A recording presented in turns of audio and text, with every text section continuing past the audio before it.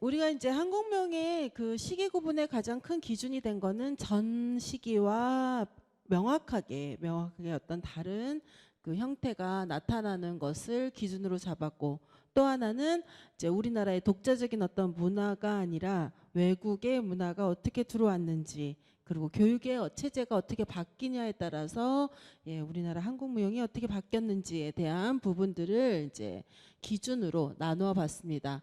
먼저 이제 독자적인 춤문화를 형성했던 시기를 우리는 보통 고대에서 통일신라 시대까지를, 우리는 부족국가 시대부터 통일신라 시대까지를 독자적인 춤문화를 형성했다. 즉 한민족의 고유한 어떤 춤의 형태들이 형성이 되어지고, 우리나라가 이제 다른 어떤 문화적인 영향을 받지 않고 우리나라만이 가지고 있는 어떤 춤 문화를 형성했던 시기를 우리는 보통 부족국가 시대부터 통일신라 시대까지라고 이야기를 합니다. 물론 삼국시대, 즉 신라, 고구려, 백제가 구분이 되어졌던 삼국시대에는 잠깐 백제에 이제 중국 문화가 유입되기도 하고 고구려의 중국 문화가 유입되기도 했는데, 문화가 유입되었을 뿐이지 춤의 형태들이 변화되어지거나 그런 어떤 춤의 새로운 어떤 분위기가 형성되어지지 않았었기 때문에 우리는 독자적인 춤 문화를 형성했던 시기를 부족국가 시대부터 통일신라 시대까지로 보고 있습니다. 이 시기에는 주로 이제 제천의식에서 주로 춤이 형성이 되어졌는데 두 가지 형태가 있었다고 해요. 첫 번째는 의식적인 형태, 즉 의례에서 사용되어졌던 의식적인 형태와, 다른 하나는 이제 그 서민 문화가 뭐죠? 민중이 즐길 수 있는 어떤 문화, 의식이 끝난 이후에 어떤 잔치를 벌인다 그러죠. 보통 잔치를 벌일 때 추었던 춤의 형태들이 이제 독자적인 춤 문화를 형성했을 때 나타나는 어떤 춤의 형태들이라고 볼 수가 있습니다.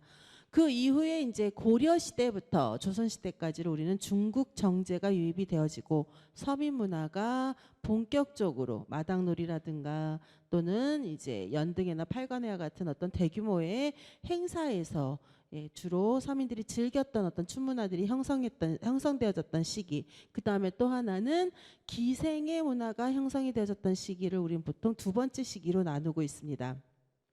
그래서 중국의 당나라 정제가 유입돼서 당학정제와 아학정제, 즉 일무, 조묘제례학이나 무묘제례학 때 사용되어졌던 일무가 유입이 되어졌던 시기를 두 번째 시기라고 보는데, 이때에는 정제도 우리나라 고유한 정제와 중국 정제가, 중국에서 유입된 정제가 명확하게 구분되어지는 특징이 있고, 또 하나는 독자적인 춤문화를 형성했던 첫 번째 시기는 우리나라의 어떤 문헌 기록이 별로 없어요. 문헌 기록이 남아있지 않아서 보통 그 중국의 고서들에서 이제 남아있는 자료들을 토대로 우리나라 춤이 어떻게 형성이 되어졌는지를 살펴볼 뿐이고, 그 다음에 또 하나는 이제 춤의 어떤 절차라든가 형식이라든가 이런 것들이 그러니까 정확하게 기록되어지지 않았던 한계가 있었다면, 두 번째 시기인 이제 그 정제가 유입되고 서민 문화가 융성이 되어졌던 두 번째 시기인 고려 시대라든가 조선 시대에는 본격적으로 궁중무용이 기록되어진 어떤 현상을 갖게 돼요. 그래서 우리가 실제로 지금 현재 추어지는 궁중무용들은 다 고려사 악지라든가 우리나라 그 악학개범, 조선시대의 악학개범을 토대로 재현하고 있습니다. 그다음에 민속무용이 활성화가 되어지는데, 이때 교방이라든가 기생들, 전문 그 예인들에 의해서 추어졌던 교방무용과 제인들에 의해서 추어졌던 마당놀이가 이때 줄을 이루게 됩니다. 그래서 이때 춤들은 보통 즉흥무의 형태를 띠는 경우들이 굉장히 많았고, 그 다음에 교방춤 같은 경우에는 동선이 많은 것이 아니라 왜 그 정자라든가 그 다음에 양반들이 술을 먹을 때 앞에서 추었기 때문에 동선은 굉장히 짧으면서 아름다운 어떤 자태들을 보여주는 어떤 춤의 형태들이 더 많았다는 것이 특징이라고 할 수가 있습니다. 그 이후에 이제 조선시대 이후에 일제강점기 시대부터 1960년대까지 우리는 세 번째 시기라고 하는데, 오늘은 일제강점기까지 공부를 하려고 해요. 이 시기의 특징은 뭐냐면 일본이라는 나라가 우리나라를 침범해서 그 식민지화를 만들 때 가장 먼저 시도했던 것이 우리나라 문화 말살 정책이었었어요. 문화를 거의 없애는 정책을 하다 보니까 이때 장학원이라든가 그다음에 무동이라든가 이런 어떤 전문 예인 집단들을 해체시켜서 전체적으로 그들이 공연할 수 있는 어떤 기회라든가 그들이 어떤 전통 문화를 보존할 수 있는 전승할 수 있는 기회들을 없애버리는 어떤 정책을 수행하면서 그 대부분이 재인청이라든가 지방의 자신들의 어떤 그 그룹 집단들에 소속이 되어져서 그 돌아다니면서 떠돌이 생활들을 했던 시기가 바로 일제 강점기 시대인데 이때의 특징이라고 할 수 있는 것은 뭐냐면 무대가 생겼다는 거예요. 무대무용. 서양식의 무대무용이 본격적으로 시작이 되어졌던 게 바로 일제 강점기고 이때 우리나라 춤은 마당에서 추는 게 특징이죠. 우리나라 춤은 궁중에서 연희를 벌일 때도 어디서 해요? 궁궐 안에 궁궐 안에 바깥에서 춤을 추잖아요. 그렇죠? 그다음에 양반들이 풍류를 즐길 때 춤을 출 때도 어디서 추어져요? 정자라든가 저 산의 폭포 옆에 있는 산의 좋은 자리 명당 자리에 가서 춤을 춘다거나 또는 교방에 가서 그냥 직접적으로 이렇게 보는 데서 춤을 추는 게 특징이었다면 이때 일제 강점기 시대부터 이제 모던 댄스 즉 뉴 댄스가 유입이 되고 서양식 무대가 들어오면서 전통 무용이 정면성의 원리를 가지는 무대 무용으로 전환이 되어지는 특징을 갖게 됩니다. 그래서 뉴댄스 신무용의 유입은 우리나라 춤에서 이제 전통 무용이라기보다는 창작 무용이라는 개념이 생기고 또 하나는 예술이라는 개념, 무용이라는 춤이 어떤 제인이나 예인들의 어떤 춤의 형태가 아니라 예술로서 받아들여지게 된 게 바로 세 번째 시기라고 할 수가 있습니다. 그다음에 또 하나는 민속무용인 전통무용이 무대 형식으로 형식화되어지는 그래서 사실 지금 우리가 알고 있는 승무라든가 살풀이라든가 그다음에 태평무라든가 이런 춤들은 실제로 보면요 우리나라 춤은 굉장히 즉흥성이 굉장히 많은데 그 당시에 무대무용으로 다시 체계화가 되어진 춤이라고 볼 수가 있어요. 그것을 우리는 지금 전통무용이라는 하나의 영역으로 구분을 해서 공연을 하고 있습니다. 또 하나는 이제 해방 이후에 1962년에 국립무용단이 창단이 되게 됩니다. 이때 국국립무용단은 발레와 한국무용을 같이 수행할 수 있는 단체로 형성이 되게 돼요.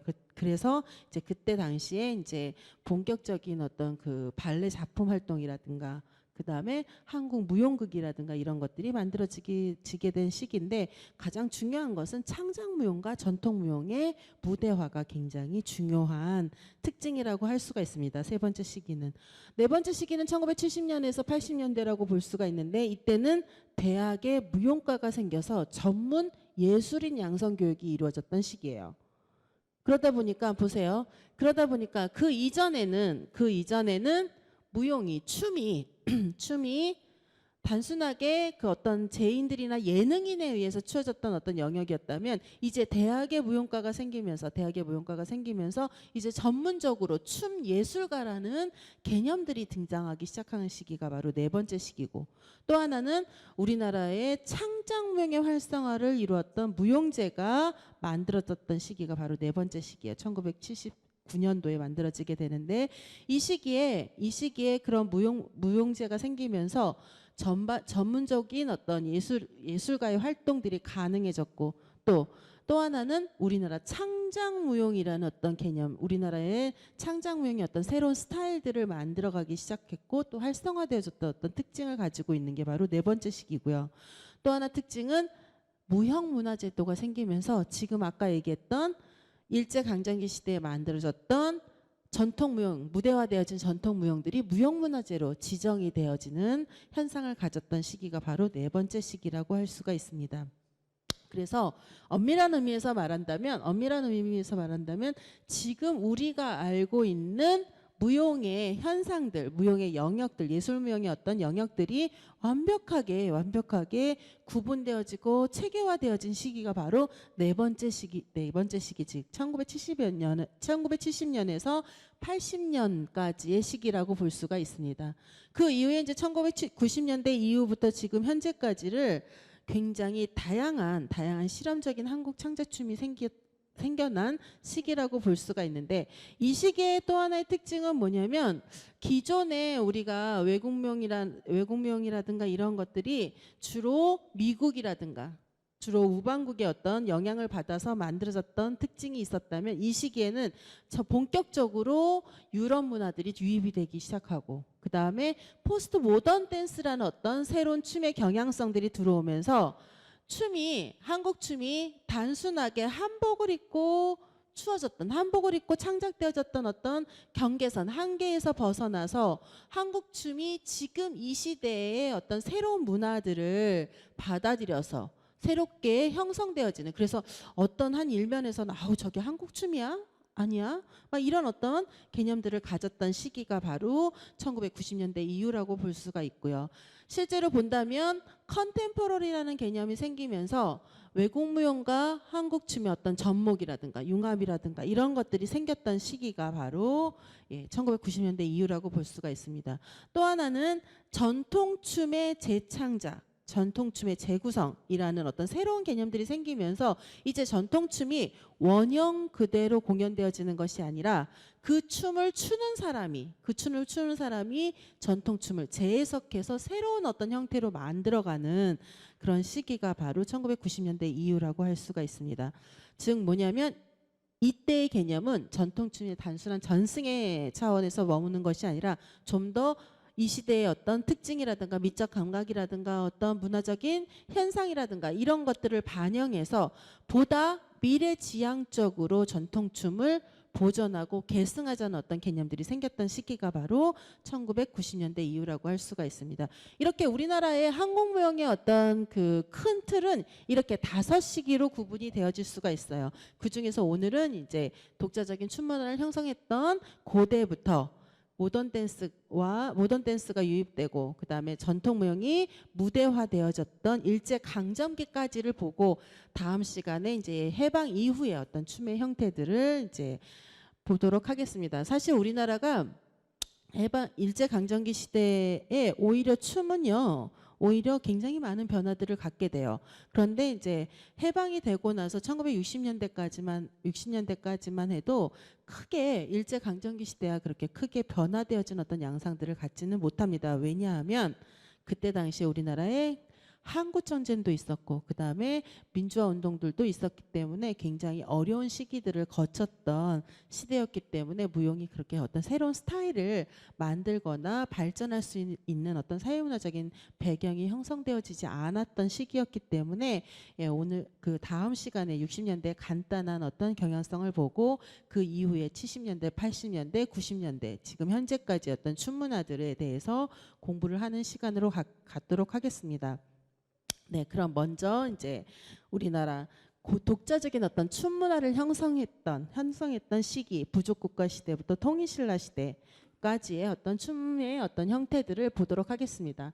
제가 그 무용사를 이야기하면서 항상 강조했던 부분이 뭐냐면, 무용이라는 것은 무형의 산물이고, 무용은 한번 수행이 되어지면 그 다음에 없어지는 것이기 때문에 참 기록하기가 어렵다는 말을 계속적으로 해왔을 거예요. 그래서 우리는 보통 이제 무용에 대해서 역사적인 어떤 흐름을 살펴보기 위해서는 문헌 자료라든가 그 다음에 벽화라든가 아니면 증언에 의해서 우리는 보통 이제 무용의 어떤 역사적인 흐름을 살펴볼 수 있는데, 고대 부족국가 시대의 춤은 문헌에 기록되어지는 경우가 많았습니다. 주로 이제 대부분이 중국의 고서들의 많은 부분 이제 우리나라 한민족의 춤의 형태들에 대해서 기록을 하고 있습니다.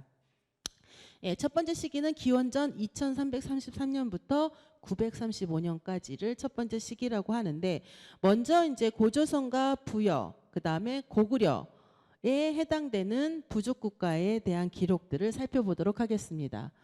네, 주례에 나타난 고조선 한민족의 어떤 최초의 국가, 부족국가라고 할 수 있는 국가가 바로 고조선이죠. 여러분 그 드라마 주몽에서 우리 고조선 문화에 대해서 조금 공부한 적이 있을 거야. 그러니까 공부했다기보다는 경험을 했던 적이 있을 거라고 생각을 합니다. 네, 고조선은 한민족이 최초로 만든 부족국가입니다. 부족국가고 사실 고조선에 대한 기록들을 우리가 보통 단군신화에서 찾아볼 수가 있는데 단군신화는 뭐예요? 단군신화는 곰하고 호랑이가 사람이 되고 싶어서 천신한테 사람이 되려면 어떻게 하면 됩니까? 그랬더니 마늘을 갖고 들어가서 굴에서 100일 동안 먹고 지내면 사람으로 탈바꿈 해준다고 했죠. 그래서 그것을 성공한 동물이 뭐예요? 곰이죠, 곰. 우리나라는 참 토템 신앙이 굉장히 강한 민족 중에 하나가 바로 단군 신화에서부터 이렇게 드러나고 있습니다. 네, 고조선 시대의 춤에 대한 기록들을 이제 중국의 주례에서 이제 그 찾아볼 수가 있는데 뭐라고 기록을 하고 있냐면 한민족의 음악과 춤에 관한 내용으로 춤추는 사람들의 서열과 인원수, 그 다음에 춤추는 사람들의 신발 등이 기록되어 있어요. 그 다음에 또 하나는 신을 위한 제천의식에서 사용되어졌던 춤에 대한 기록들이 있는데 그 춤에 대한 기록 중에서 주례에는 영선무라는 것이 기록이 되어져 있어요. 여러분들이 흔히 생각하면 영선무는요 어떤 식으로 생각하시면 되냐면 선녀춤 있죠. 선녀춤. 우리 그 한국무용에 예전에 그 TV에서도 많이 나왔었는데 한국무용의 어떤 선녀춤 같은 어떤 환상적인 분위기를 연출하는 춤의 형태들을 보통 우리는 영선무라고 합니다. 이 춤은 신맞이춤 중에 하나라고 얘기를 해요. 신맞이춤. 그래서 비천무라는 말도 굉장히 많이 사용을 하고 있습니다. 이러한 영선무는 주로 천신숭배 사상에서 비롯되어진 춤의 형태다라고 기록이 되어 있는 것이 바로 고조선의 춤의 형태입니다. 또 하나 이제 오경통이 서주적 사이학 무표에는 고조선의 지모무라는 기록이 있어요. 지모무는 뭐냐면요. 하늘에게 우리 농사를 잘 짓게 해주십시오라고 기원을 드리는 어떤 춤의 형태입니다. 그래서 보통 병기를 들고 추는 춤이다라고 기록을 하고 있어요. 동이족에게는 병기를 들고 추는 춤이 기록이 되어 있는데 이 지모무가 중국으로 수입이 되어져서 자신들이 어떤 제천의식을 수행하는데 이 지모무를 사용했다라는 기록을 가지고 있습니다. 그래서 굉장히 이 고조선 시대의 춤문화가 굉장히 우월했음을 다시 한번 볼 수 있는 것이 바로 주례와 오경통이 서주적 사이학 무표에 기록되어진 부분들이라고 볼 수가 있고요. 고조선이 멸망하고 난 이후에 이제 부여라는 나라가 세워지죠. 부여라는 나라의 춤문화에 대해서는 후한서에 기록이 되어지고 있습니다.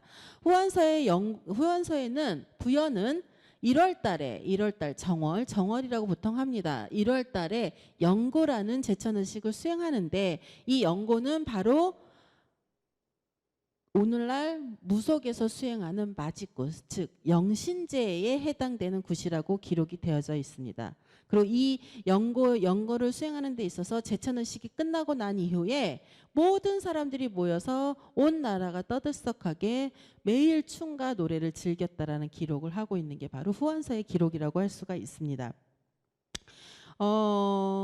이런 어떤 사실은 이러한 부분들, 지모무도 그렇고 부여의 영고도 그렇고 대부분이 다 농경 문화를 바탕에 두고 있어요. 농경 문화를. 우리나라가 이제 본격적으로 농경 문화 속에 들어왔음을 알게 해주는 것이 바로 이러한 춤의 형태들이라고 할 수가 있는데 후한서에 나라가 전체가 떠들썩하게 매일 춤과 노래를 즐겼다라는 기록을 보면 사실 그때부터 고대 부족국가 부여라는 부족국가 시대부터 이미 의식적인 춤과 민중들이 즐기는 춤이 구분되어지고 있음을 알 수가 있고요. 또 하나는 주례의 기록을 보면 이제 전문적인 춤을 추는 사람들이 분리가 되어지고 악공들이 분리가 되어졌다라는 어떤 분리가 되어졌을 것이다라는 것을 짐작해 볼 수가 있다고 할 수 있습니다. 또 하나는 이제 삼국지에 고구려의 동맹이 기록이 되어져 있는데 동맹은 연고랑은 다르게 추수감사제의 성격이 강해요. 마찬가지로 동맹이나 동맹은 앞의 춤들과 마찬가지로 농경 문화를 바탕에 두고 있습니다. 농경 문화를 바탕에 두고 있고 또 하나 추가되어지는 것은 뭐냐면 조상신을 섬기는 것이 특징이라고 할 수가 있어요. 주로 고조선이나 부여의 제천의식에 영향을 받은 춤의 형태라고 볼 수가 있는데 실제로 보면 고구려가 우리 부족 국가 중에서는 가장 큰 영토를 가지고 있었던 국가잖아요. 고구려라는 국가가. 그러면서 실제 어떤 춤 문화나 이런 것들 문화적인 부분에서는 고조선의 부여보다는 오히려 고조선의 영향을 굉장히 많이 받은 국가가 바로 고구려라고 할 수가 있고요. 또 하나 고구려 춤을 짐작해 볼 수 있는 무용총이라는 것이 나타났던 시기가 바로 고구려 시대입니다. 실제로 그 무용총을 보면 춤추는 사람, 그 다음에 노래 부르는 사람, 그 다음에 악공들이 춤의 기록, 무용총에 기록이 되어져 있던 것을 볼 수가 있습니다. 이미 그 당시에 예능인들이 분화된 어떤 직업들을 가졌다라는 흔적들을 찾아볼 수가 있는 것입니다. 또 하나 이제 문헌 기록 중에서 해동 역사와 신당서에는 고구려무라는 것이 있었다. 이미 중국 당나라 시대에는 이미 궁중에서 연희를 펼칠 때 고구려무의 공연이 있었는데 이때 고구려무가 지서무, 호서무 이런 것과 마찬가지로 굉장히 중요하고 굉장히 아름다운 춤의 형태를 가지고 있었다고 해동 역사에 기록을 하고 있습니다. 이것이 바로 고구려인들, 한민족들이 즐겼던 어떤 춤의 형태다라고 기록이 되어 있고 이런 것을 봤을 때 우리나라 춤이 예전에는 우리가 단순하게 중국에서 우리나라의 춤에 영향을 미쳤을 것이다라고 짐작을 했는데 이 부족국가 시대에는 오히려 우리 고구려의 어떤 우리 한민족의 춤들이 중국에 영향을 미쳐서 춤의 형태들을 형성하는데 굉장히 지대한 영향을 미쳤다는 것을 알 수가 있습니다. 또 하나는 이제 신당서에 호소무라는 것이 기록이 되어 있는데 이 호소무에 대해서 신당서에는 어떻게 기록이 되어 있냐면 아름다운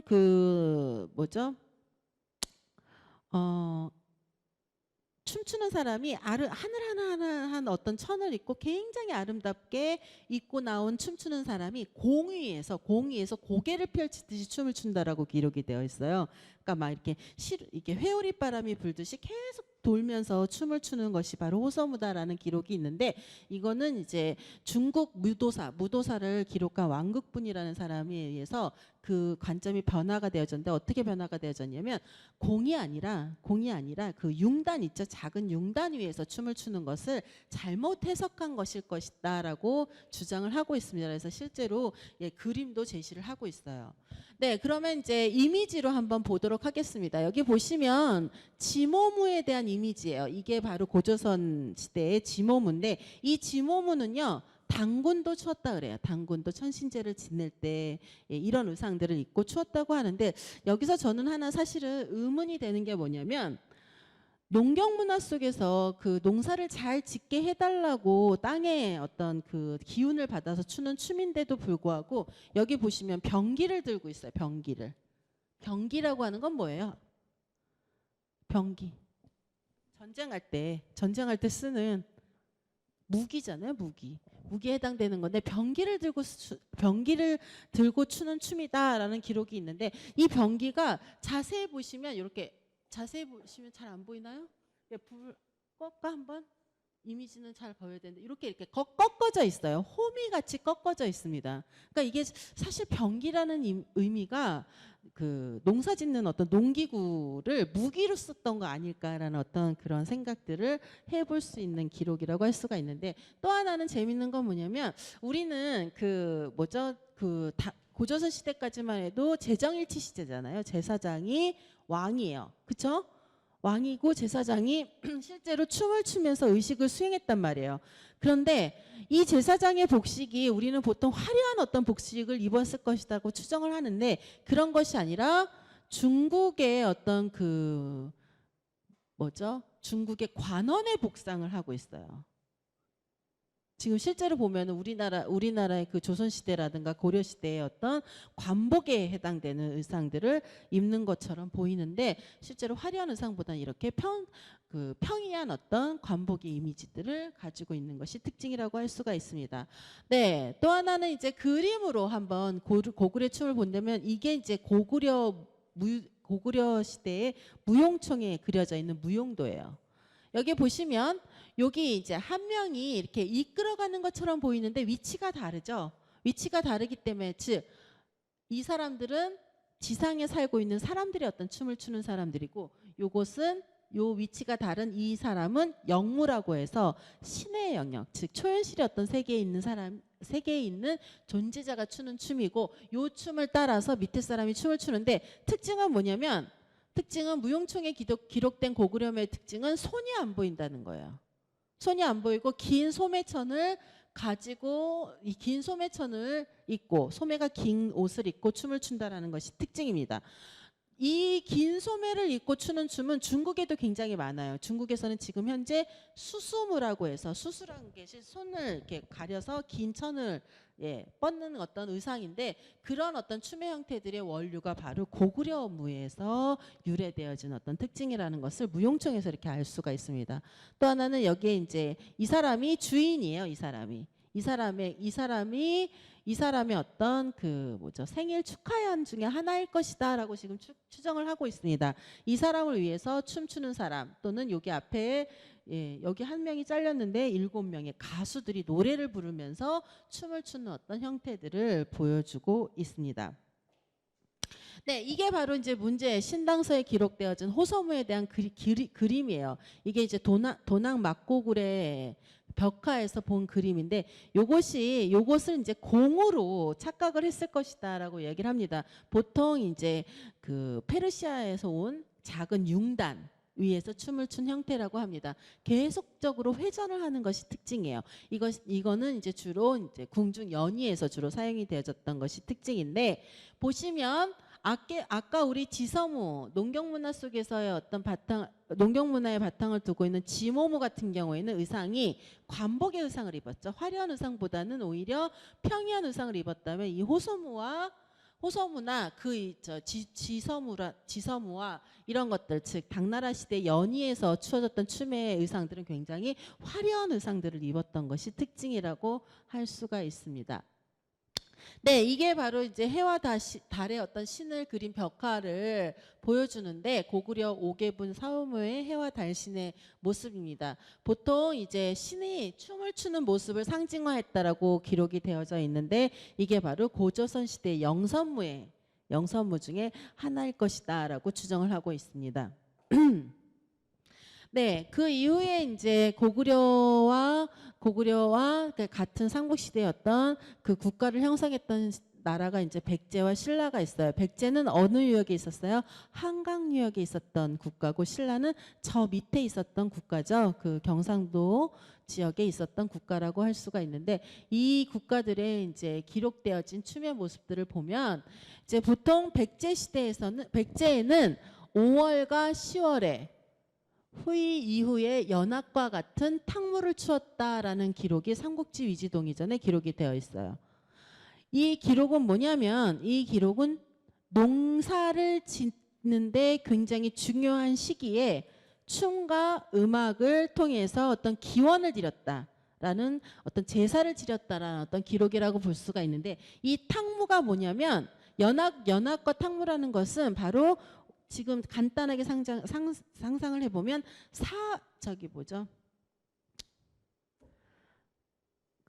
장구, 꽹가리 이런 어떤 악기를 들고 악기 연주에 맞춰서 춤을 추거나 그 다음에 그런 악기를 들고 추는 어떤 농악의 형태라고 보통 이야기를 할 수가 있습니다. 그래서 농악의 원시 형태가 바로 탕무라고 할 수가 있는데 이 탕무를 주로 언제 추었냐면 이제 지신밟기라든가 땅의 어떤 기운들을 받기 위한 지신밟기라든가 그 다음에 추수를 할 때 그런 어떤 제천의식을 수행할 때 추었던 어떤 춤의 형태라고 얘기를 할 수가 있습니다.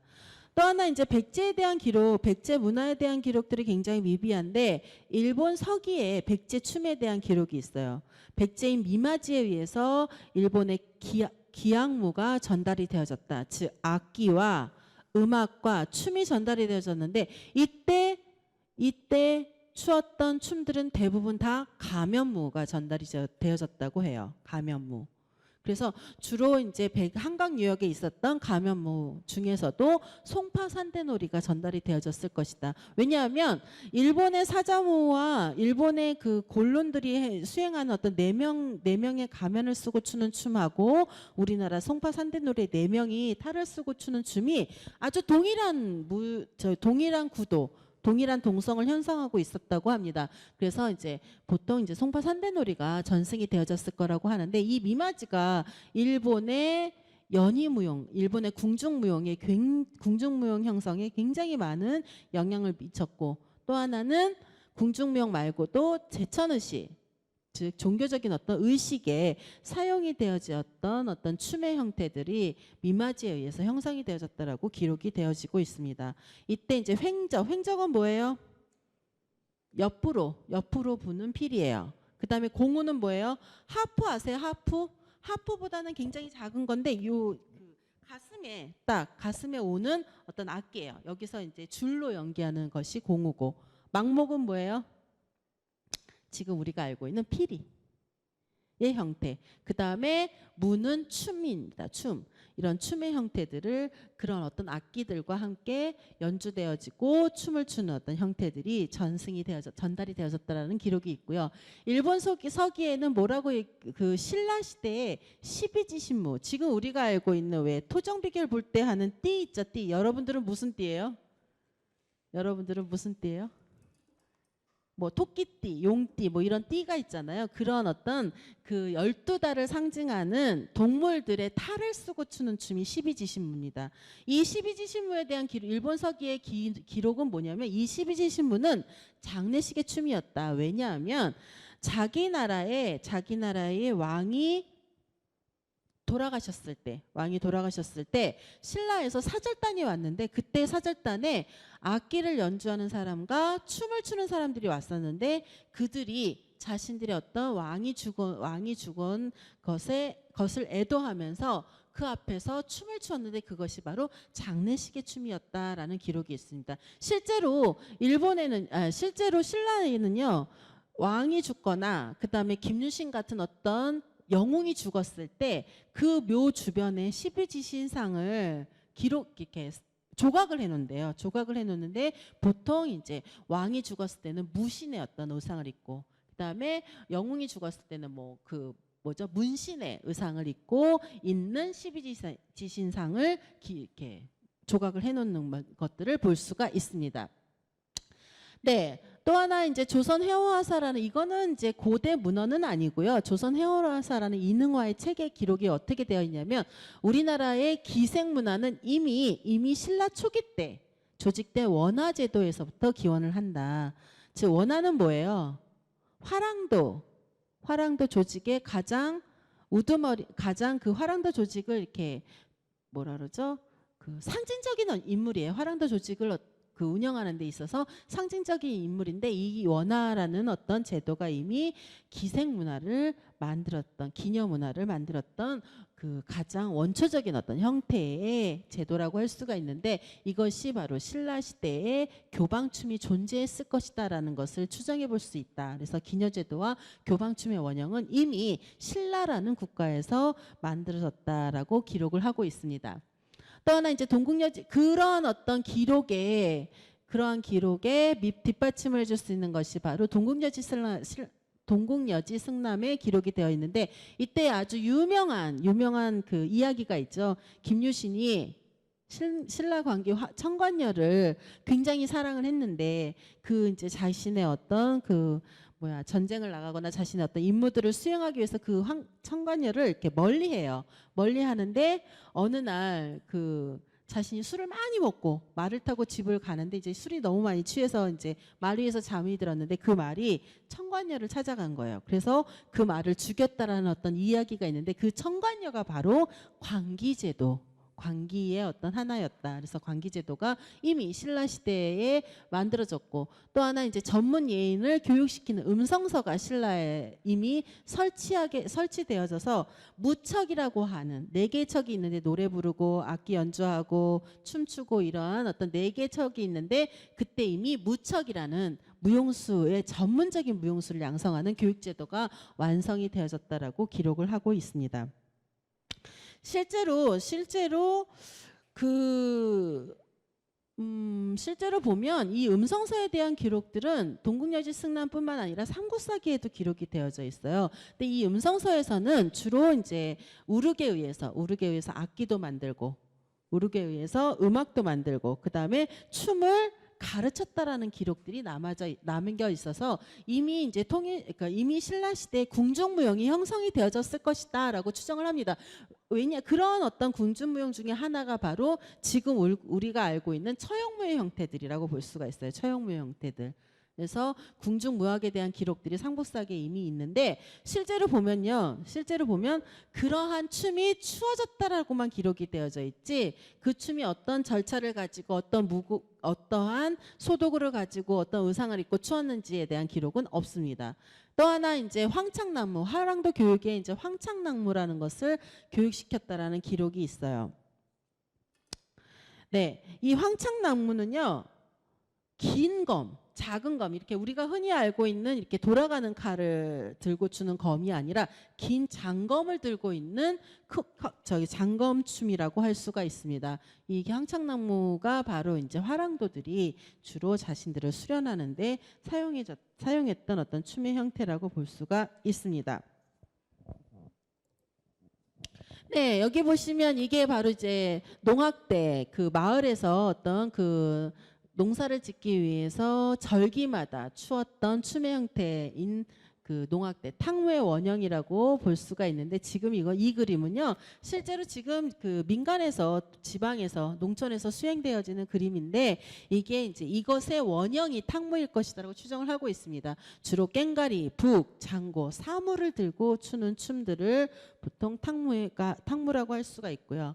이게 바로 이제 미마지가 일본의 백제 무용을 전달했을 것이다라고 추정해 볼 수 있는 게, 바로 왼쪽에 보고 있는 게 바로 송파산대 놀이의 4명의 탈놀이 춤이고요. 오른쪽에 보는 게 일본의 곤론의 연희 장면입니다. 이런 것처럼 원형을 돌면서, 탈을 쓰고 원형을 돌면서 춤을 추는데, 주로 이제 이런 것들을 미마지가 일본에 전달을 했을 것이다라고 전달했을 것이다라고 추정하고 있습니다. 네, 지금 이 그림은 12지 신무를 보여주는 거예요. 12지 신무의 어떤 조각상을 보여주는 건데, 이거는 이제 신라 시대 묘에 새겨진 12지 시상입니다. 위에 게 바로 김유신의 묘고, 아래 게 원선왕릉의 묘예요. 근데 보면 참 재밌는 게, 김유신은 무신이죠, 무신. 그 군인이잖아요. 장군인데도 평복을 입고 있어요. 평복. 왕이 아니기 때문에. 그 다음에 왕릉은 왕의 어떤 묘기 때문에 그 장군의 복장을 하고 있는 게 특징이라고 할 수가 있습니다. 주로 대부분 다 이렇게 얼굴에 탈을 쓰고 있는 모습들을 볼 수가 있어요. 네, 이게 이제 황창낙무를 재현한 장면입니다. 부산 국립국악원에서 황창낙무를 재현했는데, 이게 이제 여기 이렇게 단체로 추는 춤처럼 보여지는데, 요것에 이제 아이디어를 받아서 선덕여왕이라는 드라마에서는 왜 화랑도들이 화장을 짙게 하고 왜 건물을 추는 장면들이 잠깐 재현되었던 장면 이미지가 있습니다. 그것처럼 이렇게 건물을 추는 장면들을 보여주고 있고요. 요거는 이제 이러한 화랑도의 춤들을 조선시대의 기녀들이 받아들여서 이제 장건물을 추는 장면을 보여주는데, 이제 완전히 좀 다르죠. 완전히 다른 어떤 이미지들을 보여주고 있습니다. 주로 이제 기녀들의 쌍건무 같은 경우에는 사람들을 위한 연희무용에서 쓰어졌던 것이 특징입니다. 네, 그 이후에 이제 통일신라 시대로 넘어오면서 이제 춤문화가 이제 하나로 융합이 되어지는 어떤 형태들을 갖게 돼요. 네, 통일신라 시대, 통일신라라는 나라가 가장 중요하게 생각했던 게 뭐냐면 고구려 문화와 백제 문화를 융합시켜서 우리만의 어떤 독자적인 문화들을 만들려고 했던 게 특징입니다. 그래서 고구려나 백제가 가지고 있었던 삼연삼죽, 즉 악기, 그 삼연삼죽이 뭐예요? 세 가지의 세 가지의 어떤 소리를 내는 악기와 줄로 이루어진 악기를 삼연삼죽이라고 합니다. 그와 박판, 대고, 피리, 무용 등이 이제 본격적으로 하나의 문화를 형성하게 된 것이 바로 통일신라 시대예요. 이때는 가무백희라는 것이 있어요. 가무백희가 뭐예요? 가무백희. 응? 가무백희는 연희 때 놀이와 춤을 통해서 복을 기원하는 형태의 어떤 종합 예술이에요. 그래서 이 가무백희에는요, 실제로 보면 서커스 같은 어떤 형태의 고개들도 보이고, 그 다음에 춤의 그러니까 정식 체계화되어진 어떤 춤의 형태들도 보이는 것이 바로 춤의 형태들도 같이 보여주는 종합 예술의 어떤 형태를 가지고 있었던 게 바로 가무백희라고 할 수가 있습니다. 처형무는 처형설화에서 나온 거죠. 처형설화. 예. 처형설화. 신예희 씨. 처형설화는 뭐예요? 처형이 누구예요? 처형. 신이에요? 용왕의 아들이죠. 용왕의 아들이라고 해서 용왕의 아들이 잠깐 용왕한테 갔다 오고 났는데 그 악기가 처형을 속이기 위해서 자기 부인이 남자랑 외도하고 있는 모습을 보여주잖아요. 그래서 그것을 쫓기 위해서 울산의 큰 바위 위에 올라가서 춤을 췄다는 것에서 기록이 되어진 게 처형설화인데 그런 그 기록에서 그 설화에서 유래한 춤이 바로 처형무입니다. 이 처형무는 나중에는 조선시대 가면 오방처형무라고 해서 향악정제의 하나로 만들어지게 돼요. 그다음에 건무는 아까 얘기했듯이 황창락무에서 유래한 건무가 있었고 상현무는 뭐냐면요. 우리 서울에 남산 있죠. 서울에도 남산이 있는데 경주에도 남산이 있습니다. 신라는 경주가 수도였죠. 경주가 수도였는데 그 남산 신을 위해서 추는 무용이에요. 남산 신을 위해서 추는 무용인데 주로 가면을 쓰고 추는 것이 특징입니다. 실제로 우리나라 그 고대 독자적인 어떤 춤 문화를 가지고 있었던 이 시기에도 다른 여타의 동양의 춤과 비슷하게 가면무가 굉장히 많았어요. 마찬가지로 무예무도 가면을 쓰고 추는 춤입니다. 그런데 이 무예무는요, 상현무와 무예무는 조선시대나 고려시대의 궁중무용과는 다른 궁중무용이에요. 통일신라 시대의 다른 궁중무용입니다. 예, 이거는 원효대사에 의해서 만들어졌던 춤이에요. 무예무는. 즉 불교, 포교를 위해서 만들어졌던 춤입니다. 무예가라는 연불을 하면서 연불에 맞추어서 추는 춤을 바로 무예무라고 할 수가 있고요. 사선무는 뭐예요? 사선무는 신라 시대에 화랑 4명이 있었어요. 영랑, 술랑, 안상, 남석행이라는 4명의 아주 유명한 그 화랑이 있었는데 그 화랑들이 수련을 하다가 금강산에 무선대에 올라가서 추었던 춤이라고 합니다.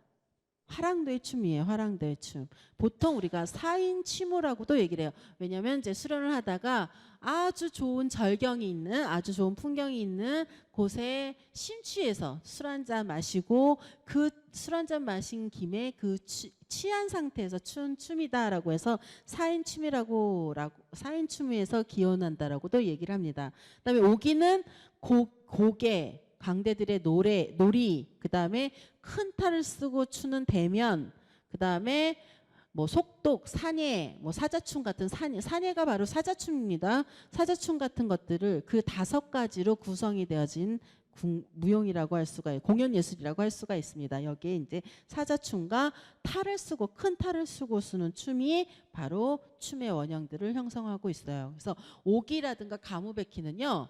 오기라든가 가무백희는 독자적인 어떤 춤 문화는 아니고 공연 예술의 어떤 형태를 띠고 있다라고 보시면 됩니다. 두 번째 이제 삼국사기에는 그 연희에서는 놀이와 복을 기원하는 형태의 종합예술이 발전했다. 즉 가무의 피가 발전했고 형식과 절차는 기록되어지지 않았다라는 것이 이제 삼국사기에 기록되어진 우리나라 공연 문화에 대한 기록이라고 할 수가 있고요. 삼국유사에 이제 처형무에 대한 기록이 있어요.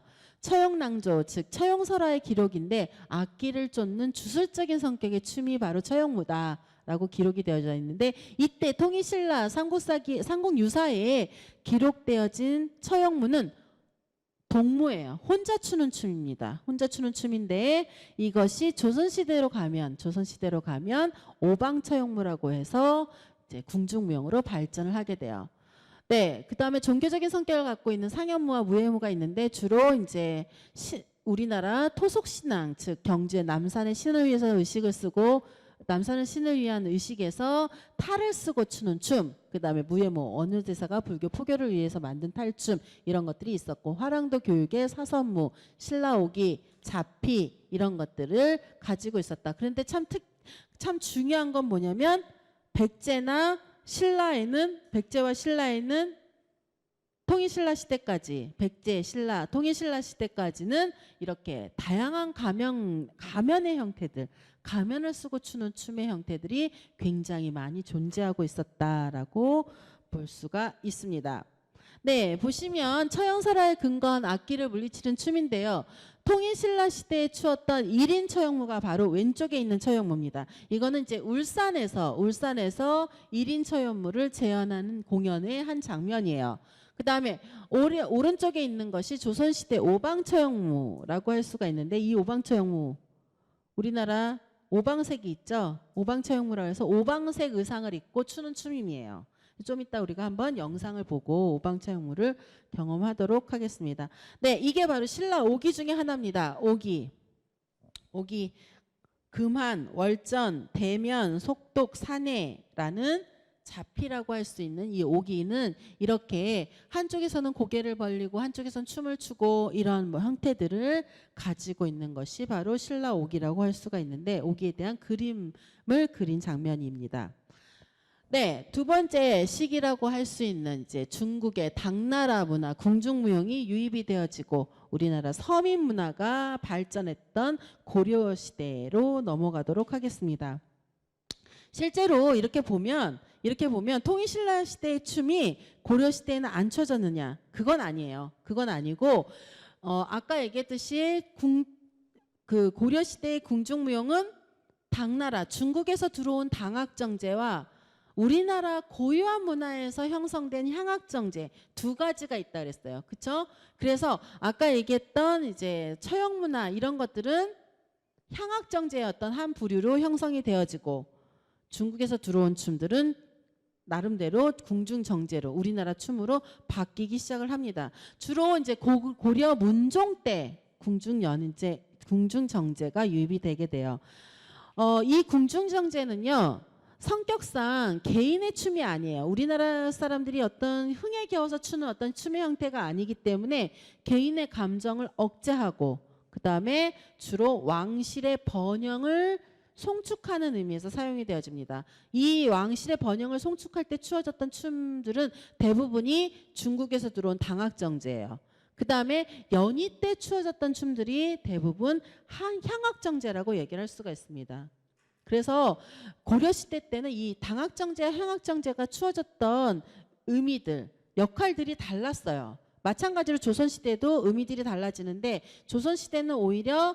조선시대는 조선 전기와 후기가 궁중정제가 수행이 되어지는 것이 달라지는 반면에 고려시대 때는 이미 당학정제와 향학정제의 춤의 사용 용도가 달랐다라고 볼 수가 있습니다. 예. 당학정제는요, 죽간자라는 어떤 무기를 사용을 해요. 죽간자는 뭐냐면 큰 어떤 그 나무로 되어 있는 도구예요, 도구. 그래서 그 죽간자를 들고 옆에 있는 사람이 서 있어요.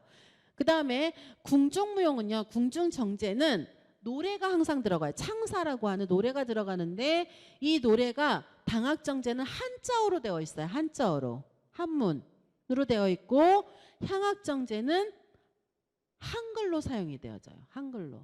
그래서 뭐 깨꼬리가 울고 뭐 춘행전 보면 깨꼬리 우리 춘행전이 대표적인 향악정제인데 깨꼬리가 우는데 그 산에 뭐 뭐야 깨꼬리가 혼자 울어서 슬프고 뭐 그런 얘기들을 이제 한글로 전달하는 것이 특징이라고 할 수가 있습니다.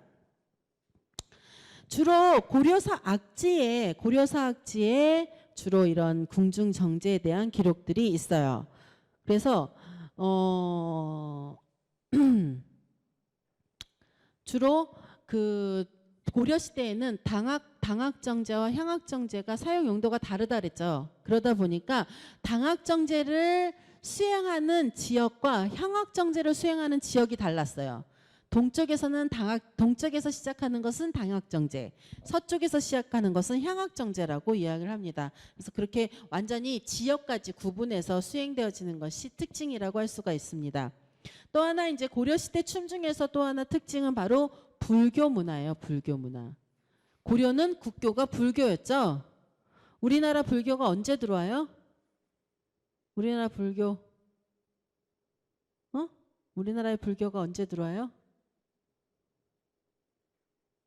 김정태 씨, 우리나라 불교가 언제 들어오나요?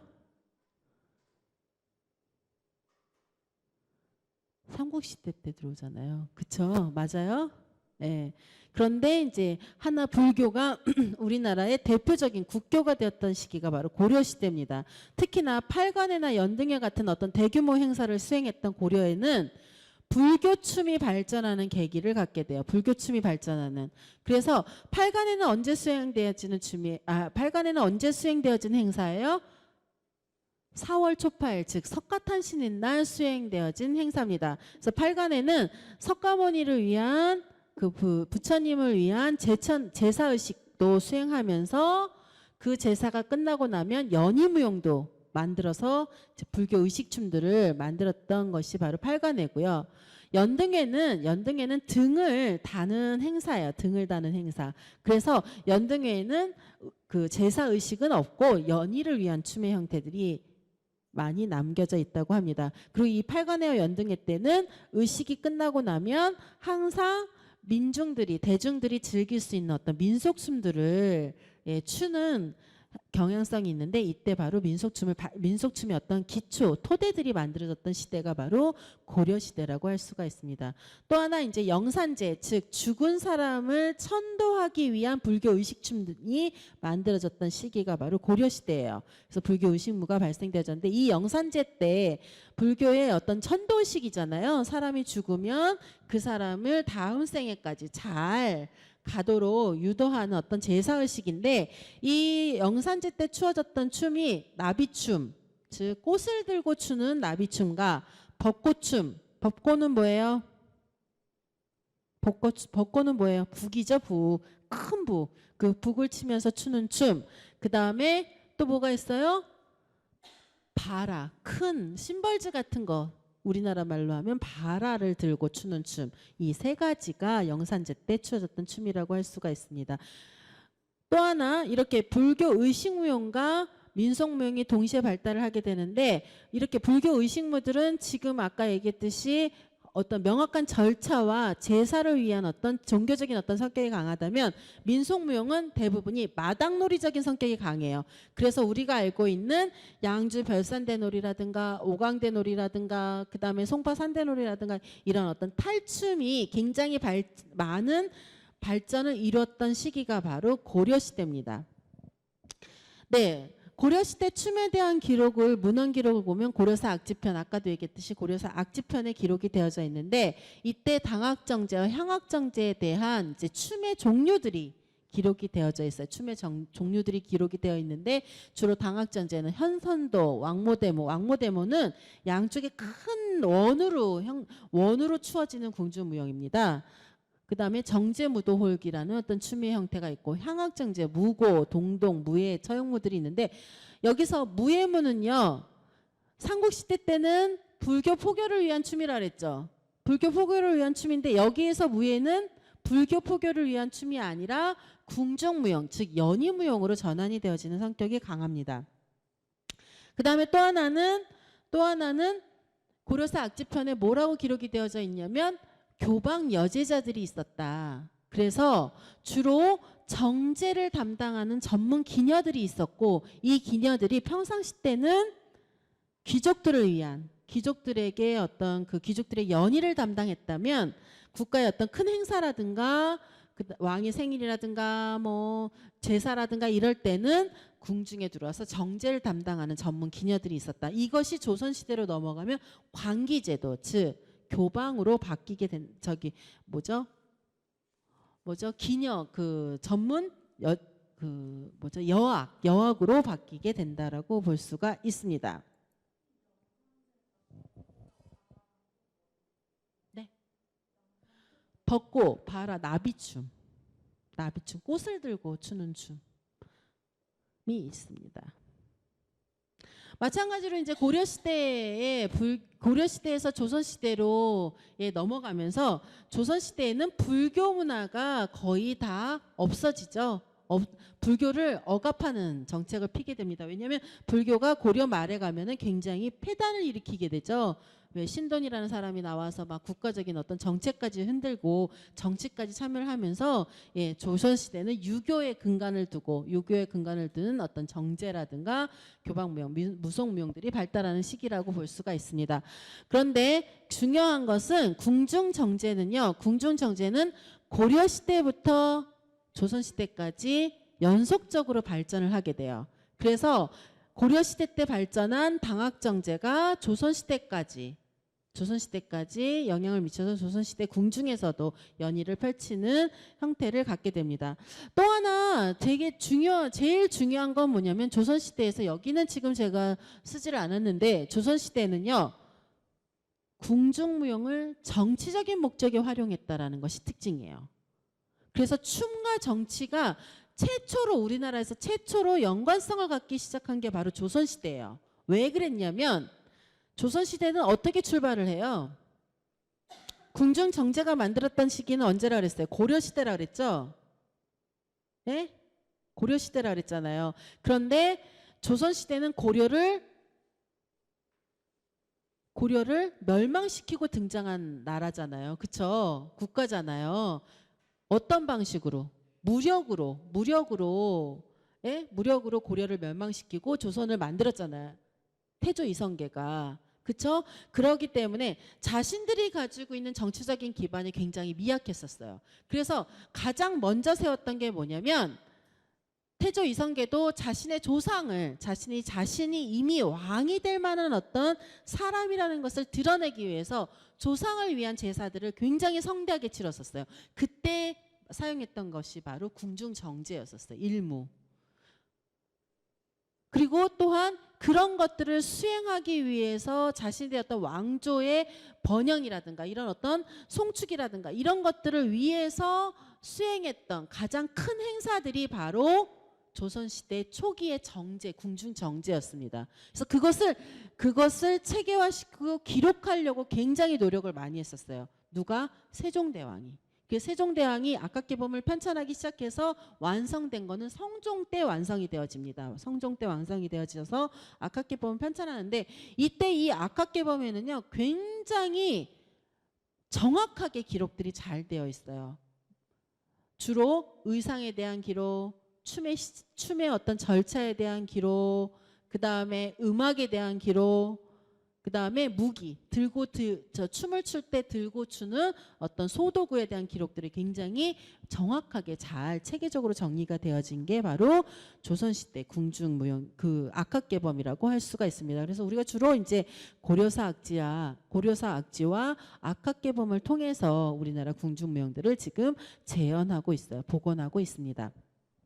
마찬가지로 조선시대도 당학정제, 향학정제, 아학정제가 있어요. 아학정제는요. 제사의식에 사용되어지는 춤이에요. 제사의식에 사용되어지는 춤.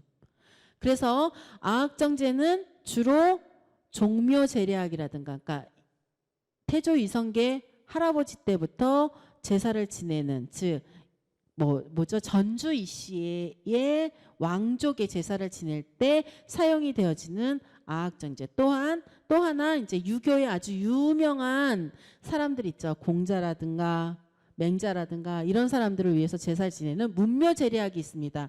문묘제례학을 지낼 때도 일물을 추는데 왕을 송축하기 위해서 일물을 출 때는 정방향형 8명이 추는 64명이 88이 64 64명이 추는 춤의 형태를 가지고 있다면 그 일반 문묘제례학은 6명 즉 36명이 추는 일무의 형태를 가지게 됩니다. 그래서 춤의 형태는요. 동선이 없어요. 동선이 없이 그냥 네모난 정방향의 자기 위치에서 손과 다리, 그 다음에 방향의 전환만을 가지고 추는 것이 특징인데 당학정제나 향학정제는 그것과는 조금 다르게 대형의 변화가 화려한 것이 특징이라고 할 수가 있습니다. 네, 조선시대는 고려시대와 마찬가지로 고려시대의 교방여제자라고 할 수 있는 교방여제자라고 하는 어떤 역할을 수행하는 그 기녀들이 있었는데 이들을 보통 여학에서 교육을 시킵니다. 여학에서. 그래서 궁중정제를 담당하는 교방의 여학 교육이 이루어졌다고 할 수가 있어요. 여러분들이 이제 또 하나 중점을 둬야 되는 게 뭐냐면 우리나라 기생은요 엘리트 계급이었었어요. 물론 신부는 천민이었는데 주로 귀족이라든가 양반들을 대상으로 해서 춤을 추거나 그 다음에 그들이 주로 담당했던 것이 뭐였어요?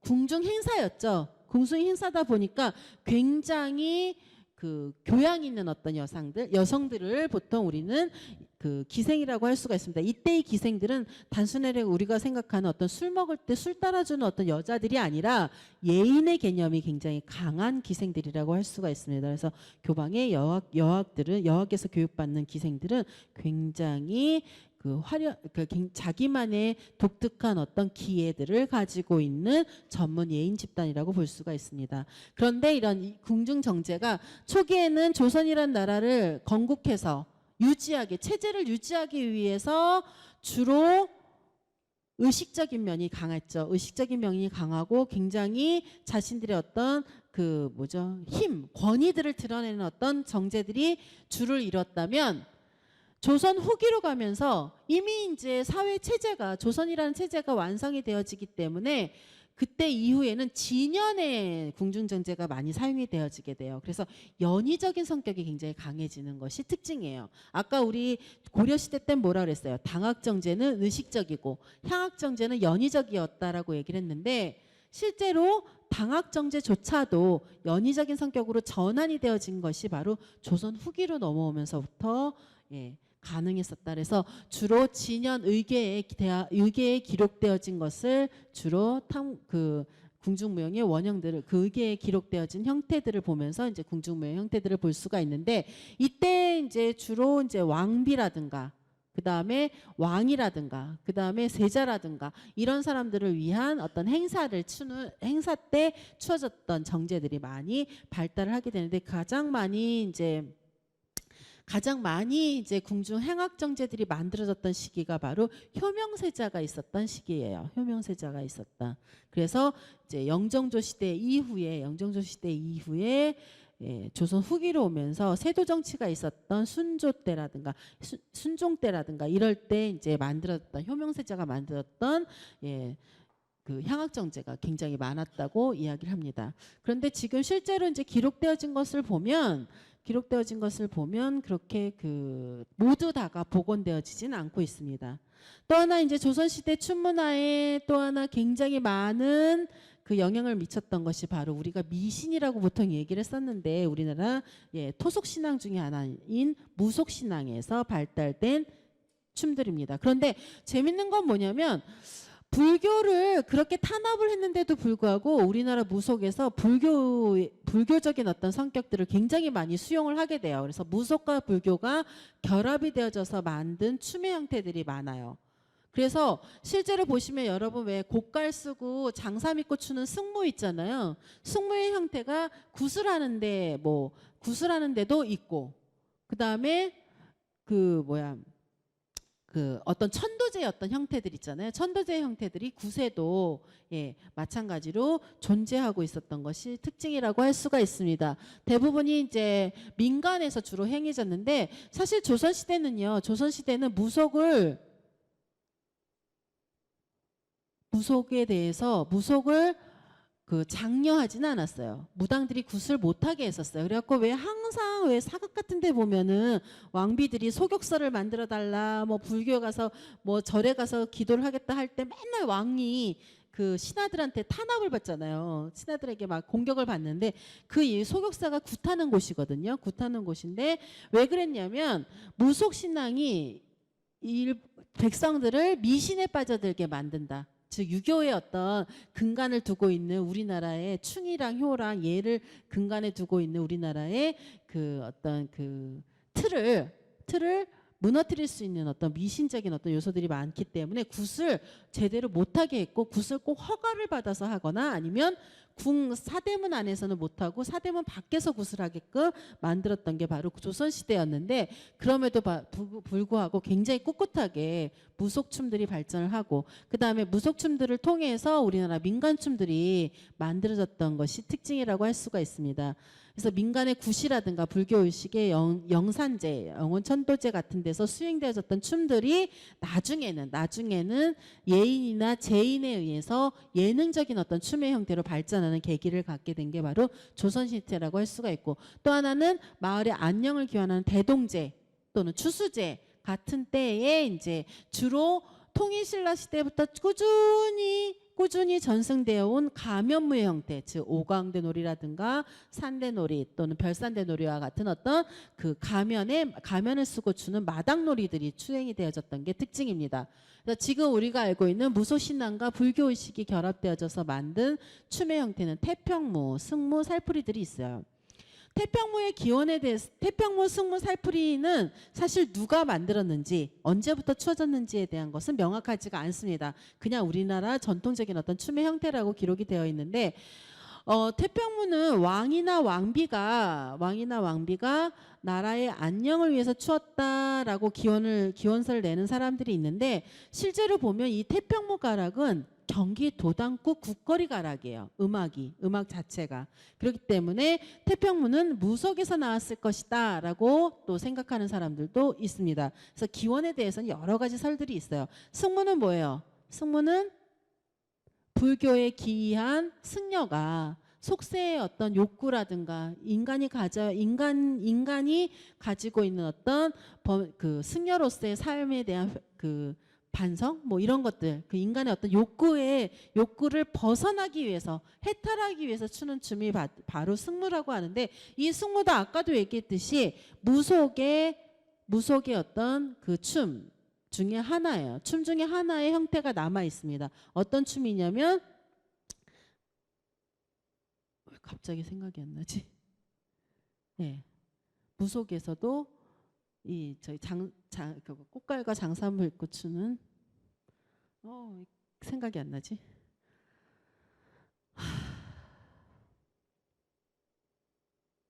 무속 굿에서도 굿의 거리가 굉장히 많아요.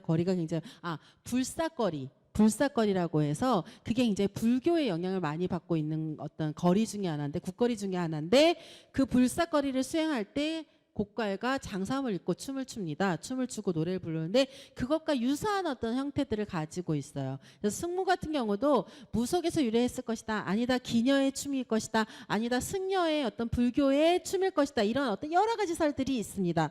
예, 그런데 이제 우리가 흔히 알고 있는 것은 승려가 세속의 어떤 욕구를 벗어나지 못해서 고뇌하고 나중에 결국에는 북을 치면서 자신의 어떤 해탈의 경지까지 올라가는 것이 바로 승무다라고 얘기를 하는데, 대부분 이 승무 가락도 불교 의식무의 가락은 아니에요. 음악 자체가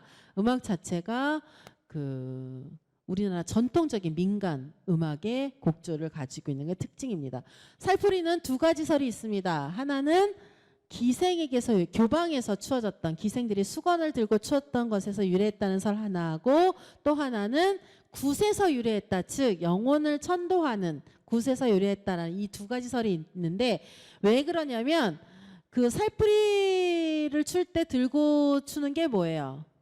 수건이죠. 수건, 깃다란 수건. 그 깃다란 수건이 상징하는 것이 뭘까요?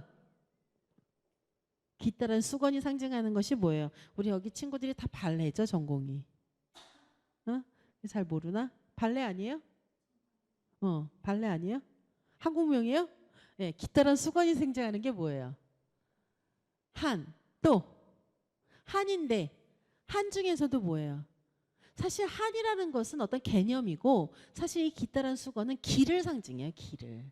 그 사람이 살아온 길과 앞으로 가야 할 길. 그래서 이 수건에는 두 가지 의미가 있습니다.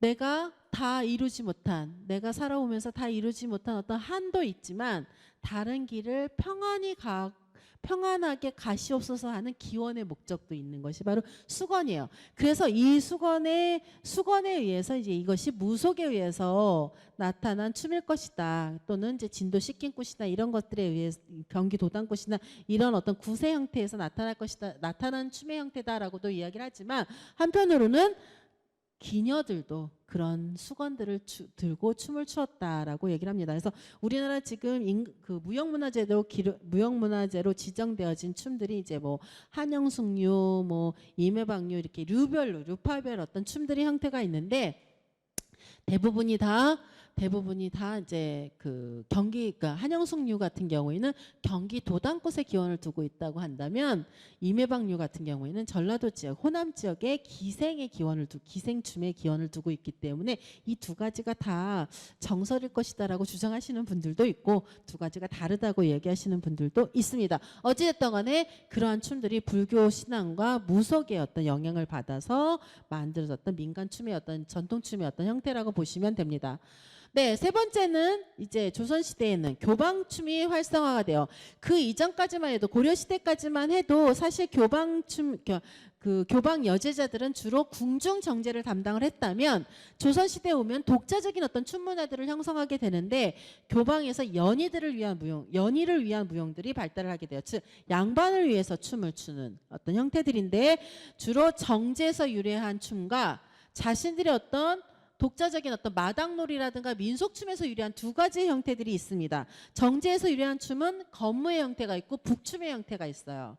그 다음에 민속춤, 즉 마당놀이나 이런 어떤 그 자신의 민간의 어떤 문화에서 영향을 받은 춤의 형태들은 입춤과 한량무가 있는데 입춤은요 교방 여학들의 가장 기본이 되는 춤이에요. 이게 원래는 서서 춘다라는 의미에서 입춤입니다. 그래서 기존의 조선시대 이 입춤은요 춤의 형태가 완벽하게 정리되어지지 않았던 것이 특징이라고 해요. 그래서 그 앞에서 스승이 춤을 추면 그것을 그대로 따라 추면서 추었던 서서 추는 춤을 보통 입춤이라고 하는데 요즘 우리가 알고 있는 왜 우리 그때 한국무용에 대한 그 영상 잠깐 볼 때 입춤에 대해서 봤는데 주로 뭐예요? 소고라든가 수건을 들고 추는 것이 특징이에요. 입춤은. 그다음에 한량무는 뭐냐면 한량무는 양반과 기생이 같이 추는 춤입니다. 이것이 작년에 서울시 무형문화재로 지정이 됐어요. 지정이 돼서 이제 여자와 남자가 기생과 양반이 같이 추는 춤인데 굉장히 그 양반의 어떤 호방함이라든가 양반의 어떤 기풍이라든가 이런 것들을 드러내는데 주력을 하는 한량무들이 있습니다. 그다음에 마당놀이 및 산대놀이 지역별 탈춤들이 발전을 하게 되고 이때 발전된 지역별 탈춤이 바로 산대놀이, 별산대놀이, 오광대놀이라는 어떤 그 개념이 다른 어떤 춤의 형태들인데 이때 주로 이제 산대놀이는 사자춤이 포함이 되어지고 그 다음에 별산대놀이는 무속적인 요소가 굉장히 많아요. 무속적인 요소가 굉장히 많고 그 다음에 민간에서 벌어질 수 있는 양반의 어떤 그러니까 양반들이 펼치는 어떤 그 서민들을 괴롭히는 거, 그 다음에 그 우리나라의 그 뭐죠 가부장제적인 것에 도전하는 그래서 막 아버지가 첩을 들여오고 뭐 이런 어떤 내용들 그래서 엄마가 뭐 죽고 뭐 이런 내용들을 담고 있는 것이 바로 별산대놀이인데 이 중에서도 승려가 일반 여인들을 농락하는 희롱하는 어떤 그런 것들도 가지고 있습니다. 그다음 오광대놀이는 뭐냐면 경상도 지역에서 발전된 탈놀이예요. 그런데 이 오광대놀이의 주축이 되는 게 뭐냐면 승려 비판과 양반 비판적인 요소들을 가지고 있습니다. 예, 이런 것들이 바로 민간춤의 어떤 형태라고 할 수가 있어요.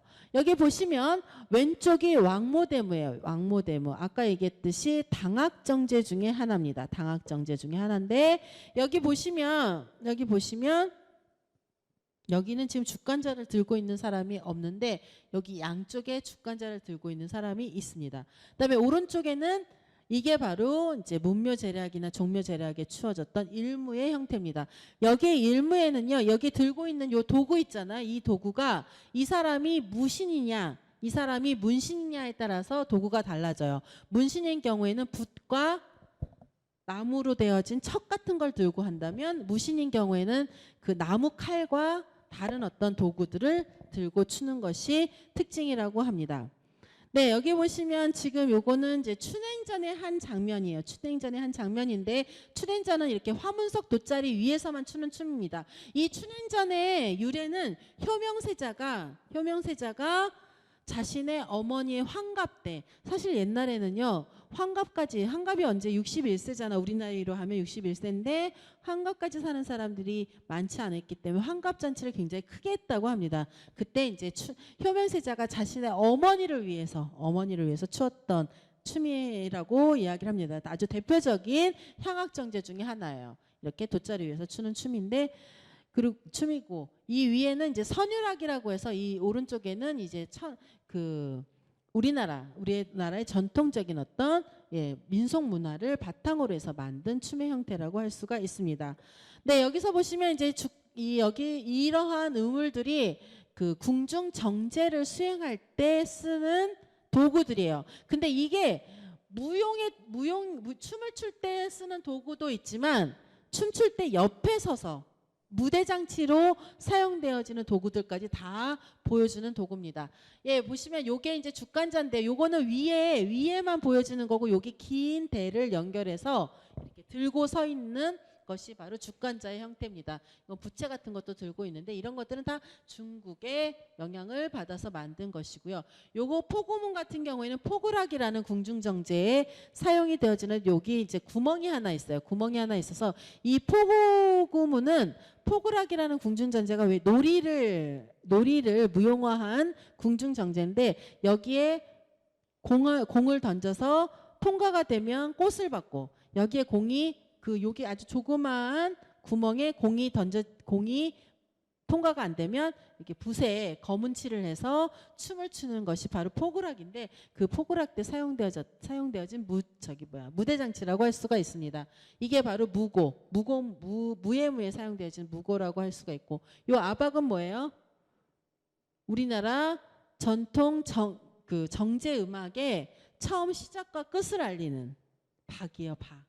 그 다음에 향발은 아주 조그만 캐스터네츠라고 생각하시면 돼요. 근데 캐스터네츠가 우리는 보통 플라스틱으로 사용이 되어졌잖아요. 플라스틱이나 나무로 사용이 되어졌는데, 우리나라 향발은 금속으로 만들어진 게 특징입니다. 네, 이게 바로 이제 불교 의식무 영산제 때 사용되어졌던 춤이에요. 이 왼쪽은 나비춤, 이 꽃을 들고 추는, 이게 이제 영혼을 천도하는 춤이고요.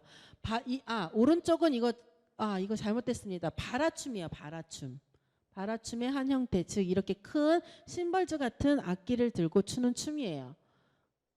그다음에 아까 얘기했듯이 조선시대의 무속의식, 이게 바로 경기 도당꽃에서 사용되어진 춤인데, 이 의상이 천릭이라는 의상입니다. 천릭이라는 의상인데, 이것이 이제 이것에 해화를 그린 게 신윤복의 무녀도인데, 여기 보시면 이 무녀도의 유래는 뭐냐면, 아기를 못 낳는 여자가 아기를 낳게 해달라는 기원을 드리는 어떤 양반들이 기원 드리는 무속굿을 이미지한 건데, 여기 보시면 얼굴을 가리고 있는 장면이 보일 거예요. 이게 이제 아들을 낳게 해달라는 어떤 민간의 어떤 모습들을 그린 그림입니다. 그리고 이렇게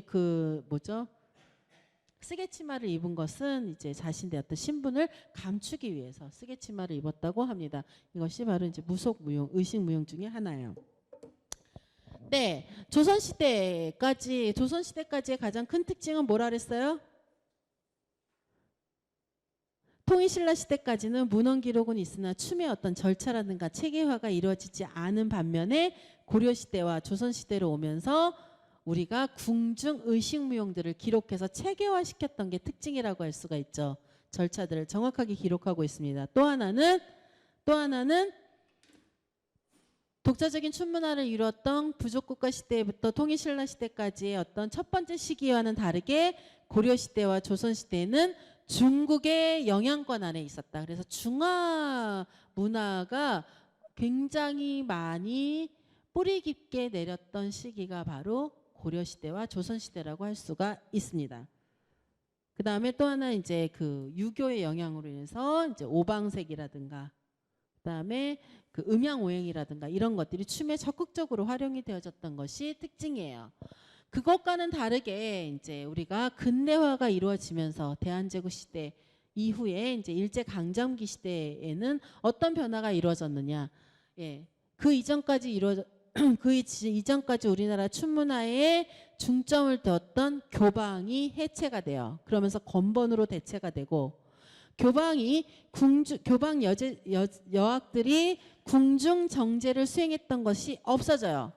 장학원도 해체되고 여학도 해체되고 이러면서 그들이 그야말로 민간에서 자신들의 어떤 활동에 의해서만 전승이 되어지는 특징을 가지게 되는 것이 바로 일제강점기 시대입니다. 그런데 그럼에도 불구하고 우리나라 일제강점기 시대의 무용은요.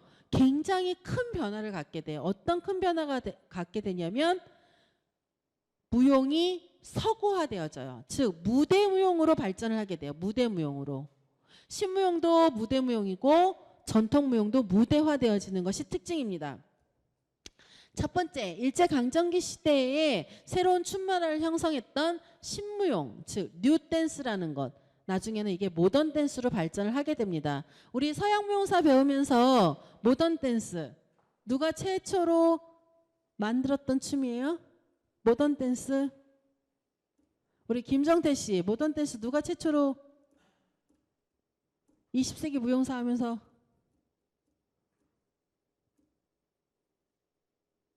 기억이 안 납니다. 네, 이동현 씨는 수업에 안 나왔습니다. 제 기억으로. 박준현 씨, 모던 댄스의 어머니라고 하는 사람이 누구죠? 모던 댄스의 어머니. 맨발로 춤을 춘 맨발의 무희. 기억이 안 나요. 예, 우리 손심월 씨 기억이 안 나요.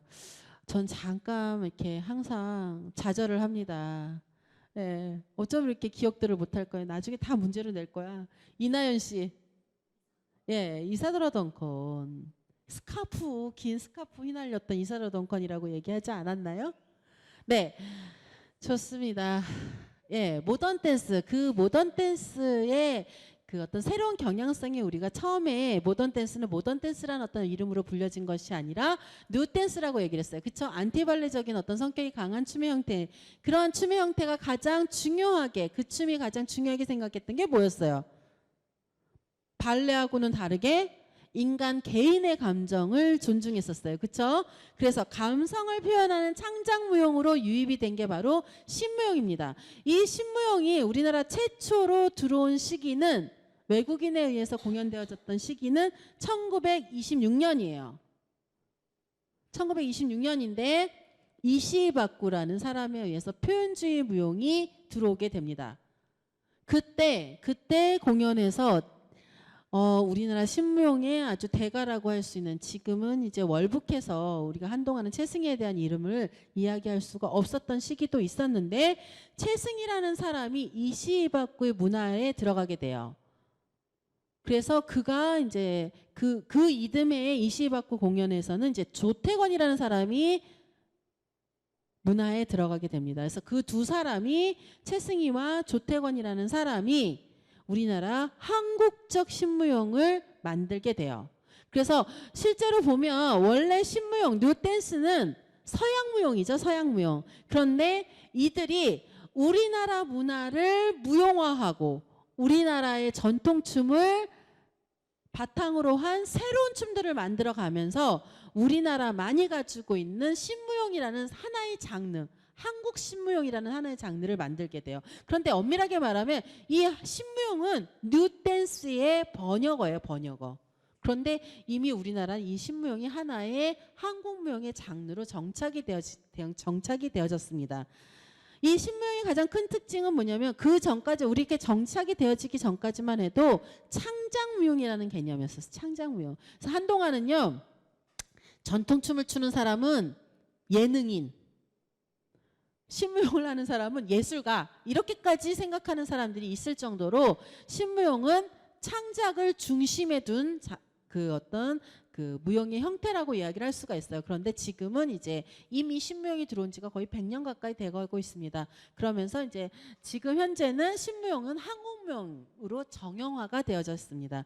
이 신무용의 초창기 신무용의 중요한 거는 뭐냐면 안무가 개인의 인상을 중요하게 생각했어요. 그래서 최승희는 한국에 들어와서 이시바쿠가 그랬대요. 너만이 출 수 있는 너만의 춤을 추어라. 그것이 바로 너가 가지고 있는 한국인으로서 너희들의 문화에 관심을 두고 너희들의 춤을 표현하는 데 중점을 두어라라는 것에 착안해서 최승희는요. 한국에 들어와서 무용 학원을 열고 공연 활동을 펼치면서도 항상 전통춤을 추는 사람들을 찾아가서 배우거나 실제로 그 기생들이 춤추는 모습을 보면서 그것을 통해서 우리나라 문화들을 작품화하는 경향성을 갖게 됩니다. 그래서 전통 문화를 토대로 창작을 하는 경향성을 갖는 게 바로 신무용이었는데 이때 만들어졌던 신무용의 형식들이 이제 나중에 해방이 된 이후에 하나의 한국 무용으로 정착이 되어지게 돼요. 최승희는요. 미국 공연, 유럽 공연을 통해서 조선의 무희라는 명칭을 받을 정도로 굉장히 세계적으로도 유명한 그 무용가였습니다. 그런데 이제 해방이 된 이후에 그 최승희가 세계 제2차 대전 때 일본 군인들을 위한 위안 공연들을 다녀요. 그때 당시에는 어쩔 수 없었던 어떤 그런 형태였는데 지금은 친일파로 치부되어져 있는데 그때 당시 최승희의 남편인 안막이라는 사람이 프롤레타리아 문학가였습니다. 그래서 안막이 이미 북한의 체제로 넘어가면서 최승희가 자연스럽게 월북을 할 수밖에 없는 환경을 만들게 되고 그 이후에 최승희는 이제 중국 북경에 이제 중국의 경극 배우들을 교육시키기도 하고 그다음에 또 러시아나 이런 데에 동구권의 춤 공연이라든가 춤 그 페스티벌 이런 데 심사위원으로도 가기도 하고 북한 무용을 대표한 아주 대표적인 무용가로 성장을 하게 됩니다. 그런데 나중에는 이제 안막이 수청되면서 그 최승희조차도 수청된 어떤 계기를 갖게 되는데 실제로 지금 현재 북한 무용의 토대는 최승희가 만들었다고 봐도 과언이 아니에요. 조태건은 마찬가지로 최승희와 비슷한 시기에 신무용가로 활동했던 사람인데 이 사람 같은 경우에는 이제 나중에 물론 해방이 된 이후에 바로 들어오진 않습니다. 그런데 이제 조태건은 한 1960년대 이후에 들어와서 우리나라 한국무용협회를 만든 최초의 무용가입니다. 그 협회를 만들 수 있게끔 어떤 기초 토대를 만들었던, 그래서 나중에는 무용가보다는 행정가로 더 많이 알려졌던 사람이 조태건이고, 김배봉 같은 경우는 최승희의 제자예요. 최승희의 제자면서 자신의 어떤 독자적인 어떤 춤 문화를 형성했던 무용가로 알려진 사람이고, 대표적으로는 여러분들이 잘 알고 있는 부채춤의 창시자예요. 우리나라 부채춤을 최초로 만들었던 사람이 바로 김배봉이라는 사람이고요. 또 하나는 이제 국립무용단의 심청이란 작품을 통해서 우리나라의 대표적인 무용극의 형태, 즉 독자적인 발레의 형식을 빌어온 것이 아니라 우리나라 한국 문화를 바탕으로 해서 한국 무용의 무용극 형식을 만들었던 사람 중에 하나가 바로 김배봉과 송범입니다. 송범은 국립무용단 단장을 30년간 할 정도로 굉장히 오랫동안 우리나라의 전통 한국무용을 주도했던 사람 중에 하나예요. 이런 거와 마찬가지로 신무용을 했던 사람들이 주축이 돼서, 즉 창작무용을 만들었던 사람들이었기 때문에 이들이 한국의 국공립무용단을 대표로 하는 무용가로 성장을 하게 됩니다. 그런데 이제 이들이 바탕에 두고 있는 것은 바로 일제강점기 시대에 들어왔던 신무용이라는 형태예요. 그거와 비슷하게 그거와 같은 시기에 또 하나의 무용의 형태가 발전하게 되는데 그것이 바로 전통 무용의 무대화라고 얘기를 할 수가 있습니다. 여학제도라든가 아홉배 해체를 통해서 이들이 주로 활동할 수 있는 것이 국가 행사라든가 어떤 궁중 정제의 활동을 할 수가 없으니까 이들은 가짜 독자적인 활동을 하게 돼요. 그래서 건번으로 바뀐 어떤 그 제도하에 들어가서 기생들을 육성한다거나 또는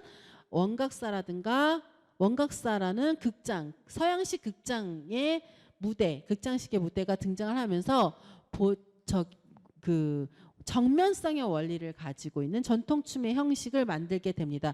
이때 주로 만들었던 이 춤을 만들고 음악을 복원하려고 했던 그 단체가 바로 조선음악무용연구회가 등장을 하게 돼요. 이때 활동했던 무용가가 한성준이라는 사람이 있습니다. 이때 만들었던 춤은 이제 승무, 살풀이춤, 태평무, 항무, 바랍춤, 농악무 이런 것들이 있어요. 농악무가 지금 우리가 알고 있는 이제 일반적인 농악 우도 농악, 좌도 농악 이런 농악의 어떤 민속 농악이 아니라 무대화되어진 어떤 농악무의 형태, 즉 사물을 들고 추는 어떤 형태라고 할 수가 있습니다. 예, 이때 이제 한성준의 제자들인 그 손녀뻘이 되는 한영숙, 그 다음에 제자인 강선영에 의해서 경기도 중심으로 이루어진 그 전통무용의 어떤 형태들이 전승이 되어지게 되고, 임혜방이라는 사람은 이 한성준의 어떤 계열은 아니에요. 이 사람은 호남 지역의 기생무용들, 호남 지역의 교방무용들을 전승해서 지금 굉장히 많은, 그러니까 호남 지역의 살풀이춤이라든가 승무를 전승하고 있는 사람 중에 하나가 바로 이때 만들었던 무대화되어진 춤을 전승한 사람 중에, 춤의 어떤 형식들을 전승하고 있는 무용가라고 할 수가 있습니다. 네, 이렇게 일제강점기 시대의 변화는 뭐예요? 가장 큰 변화는 무대가 등장했다는 거죠. 무대가 등장하면서 이제 예능인이나 예술인의 그러니까 예능인의 어떤 형태, 제인들의 어떤 형태가 아니라 이제 춤이 예술로서 인정을 받게 돼요. 그 다음에 또 하나, 춤의 무용의 창작의 개념이 생기기 시작해요. 창작의 개념. 그래서 최승희 같은 경우에는 우리나라 전통 문화 중에서 왜 꼬마 신랑이 장가가는 모습을 무용 작품으로 이미지한, 상징화시킨 초립동이라든가, 그 다음에 보살의 형상을 보살상을 보고 보살의 형상을 제자리에서 춤을, 손동작을 이용해서 추는 보살춤이라든가, 또 뭐가 있어요? 뭐가 있을까? 또 뭐가 있을까? 또 뭐가 있을까요?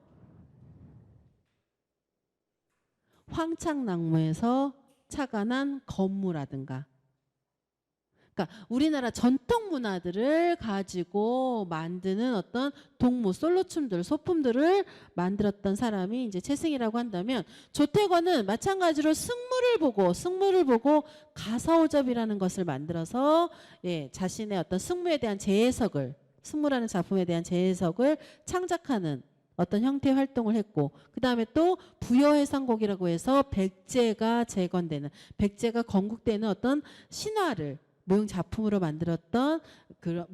만들어서 우리나라 문화를 창작무용화하는데 주로 기여했던 것이 신무용가들이었다면, 이제 무대라는 것이 등장하면서 그들이 활동할 수 있는 것이 궁중의 연이나 이런 것이 아니잖아요. 마당놀이나 이런 데서 이루어질 수 있는 활동들이 없었기 때문에 서양식 극장 무대에 맞는 전통 무용의 무대화가 이루어졌다. 그래서